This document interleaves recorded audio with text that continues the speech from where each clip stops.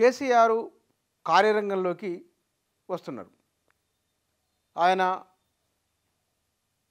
కాలుకు గాయమైన తర్వాత కోలుకుని వారి నివాసంలోనే పార్టీ నాయకులతోనూ ఎంపీలు ఎమ్మెల్యేలతోనూ సమావేశాలు అవుతున్నారు. ఆయన పార్టీ కార్యాలయానికి వస్తున్నారు. ప్రాజెక్టులకు సంబంధించిన అంశాన్ని దానిపైన ఒక ఉద్యమం చేయాలనే దానిపైన ఒక కార్యాచరణ తీసుకోవాలనే ఆలోచనతో ఉన్నట్లు ఇవాళ మీడియాలో కథనాలు వచ్చినాయి.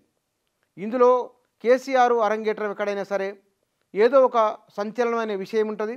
ఆ విషయాన్ని ఆధారంగా చేసుకొని ప్రజల్లోకి ముందుగా ప్రచారం చేయడం, ఆ తర్వాత భారీ బహిరంగ సభ ద్వారా ఒక మెసేజ్ను పార్టీ శ్రేణులకు సమాజానికి పంపించే ప్రయత్నం గతం నుండి చేస్తూ ఉన్నారు. అయితే అప్పుడు వేరు ఇప్పుడు వేరు.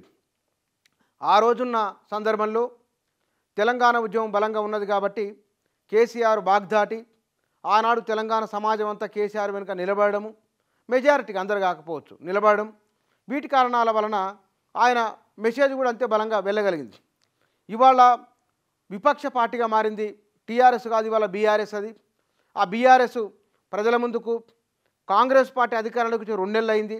ఈ 2 నెలల కాలంలో తీసుకున్న లేదా వారు మాట్లాడుతున్న మాటలపైన, కృష్ణా బోర్డుకు ప్రాజెక్టులు అప్పగించిన అంశంపైన, నల్గొండ జిల్లాలో ఒక భారీ బహిరంగ సభ ప్రభుత్వ వైఖరిని విధానాన్ని నిరసిస్తూ ఏర్పాటు చేయాలని, దీనికి సంబంధించి మొత్తం పార్టీ కార్యకర్తలను నాయకులను సమాయత్తం చేయాలనే ఆలోచనతో బీఆర్ఎస్ అధినేత ఉన్నట్టు తెలుస్తున్నది. దీనికి తోడు ఈ మధ్యకాలంలో కాంగ్రెస్ ప్రభుత్వము ప్రతి అంశాన్ని అసెంబ్లీ కేంద్రంగా ఆ శ్వేతపత్రం రూపంలో విడుదల చేస్తూ ఉన్నది. అది ఆర్థిక రంగానికి సంబంధించింది, విద్యుత్ రంగానికి సంబంధించింది, సాగునీటి రంగానికి సంబంధించిన అంశాలు ఇవన్నీ కూడా ఉన్నాయి. అయితే అసెంబ్లీ సమావేశాల్లో కూడా 48 గంటల పాటు చర్చ చేస్తామని కూడా అన్నారు ఈ ప్రాజెక్టులపైన.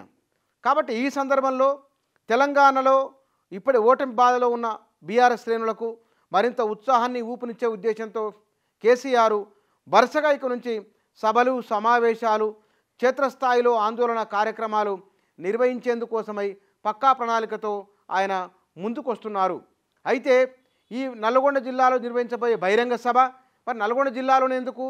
కృష్ణా పరివాహక ప్రాంతం నల్గొండ కాబట్టి తెలంగాణ అక్కడ మాజీ మంత్రి జగదీశ్వర్ రెడ్డి ఉన్నారు, మరికొంతమంది నాయకులు కూడా అక్కడ ఉన్నారు. ఒక బలమైన మెసేజ్ని అక్కడి నుంచి ఇవ్వాలి అనే ఉద్దేశం. నీటిపారుదల శాఖ మంత్రి ఉత్తమ్ కుమార్ రెడ్డి ఉమ్మడి నల్గొండ జిల్లా, కోమటిరెడ్డి వెంకటరెడ్డి ఉమ్మడి నల్గొండ జిల్లా కాబట్టి ఒక బలమైన మెసేజ్ను పంపాలనే ఉద్దేశంతో నల్గొండను సెంటర్గా చేసుకొని కేసీఆర్ వాస్తవానికి ఇది 2వ విడత ఆయన ఉద్యమ కార్యాచరణ, 2వ విడత తను బలంగా నిలబడే ప్రయత్నం చేయడము. అధికారంలో ఉన్న ఆ 9.5 ఏళ్ళు వేరు, తెలంగాణ ఉద్యమానికి ఉన్న అవతల ఉద్యమ నాయకత్వం, ఇవాళ విపక్ష పాత్రలో ప్రతిపక్ష నాయకుని పాత్రలో కేసీఆర్ రాజకీయ పోరాటాన్ని ప్రారంభించబోతున్నారు. అది సాగునీటి రంగం ఆధారంగా, ప్రాజెక్టుల ఆధారంగా కేసీఆర్ ఉద్యమ కార్యాచరణ ఉండబోతున్నది.